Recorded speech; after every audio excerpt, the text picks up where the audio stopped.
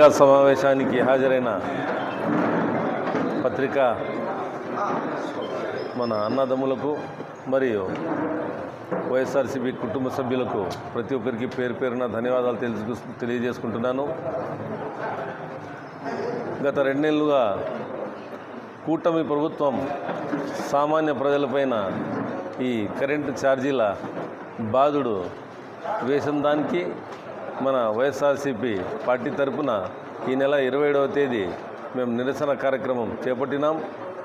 దానికి గాను కదిరి నియోజకవర్గ ప్రజలకు ప్రతి ఒక్కరికి ఈ నిరసన కార్యక్రమానికి హాజరై వారిపై ఈ బాధుడు వేసిన కూటమి ప్రభుత్వానికి వ్యతిరేకంగా ప్రతి ఒక్కరూ గలం ఇప్పాలని మరియు నిరసన తెలపాలని ప్రతి ఒక్కరికి కోరుచున్నాం.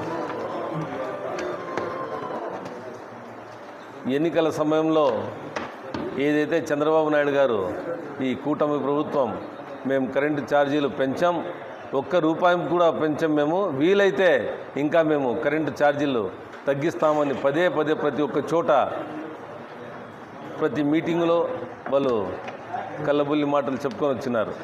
తీరా 3-4 నెలలు గడవక ముందే కరెంట్ ఛార్జీలు పెంచి తీరా 15,000 కోట్లు దాదాపు భారం ఈ రాష్ట్ర ప్రభుత్వం ప్రతి సామాన్య పౌరునిపైన ప్రజలపైన మోపినారు. కాబట్టి మేము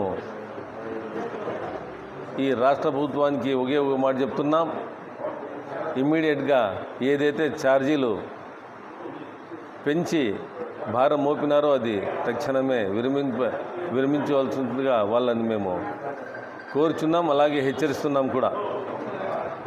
రేపలేమన్నాడు ఏదైతే కార్యక్రమం మేము నిరసన కార్యక్రమం చేపడినామో దానికి ప్రతి మండలం నుండి ప్రతి నియోజకవర్గం నుంచి నలుమూల నుండి ప్రతి ఒక్కరు వచ్చి ఏదైతే వీళ్ళు మా పైన దౌర్జన్యం చేస్తున్నారో, ఎందుకంటే ఎన్నికల వేళ ఏ హామీలు ఇచ్చినారో సూపర్ 6 అమలు చేయలే, ఇంకోటి అమలు చేయలే, అమ్మఒడి లేదు, తల్లికి వందనం అన్నారు అది లేదు, ఏది అమలు చేయలే, తీరా ఇంకా మా పైన భారం మోపుతున్నారు. కాబట్టి ఇది తక్షణం విరమింపజేసుకోవాలని మేము కోరుతూ ఈ నిరసన కార్యక్రమాన్ని ప్రతి ఒక్కరూ రావాల్సిందిగా కోరుచున్నాం.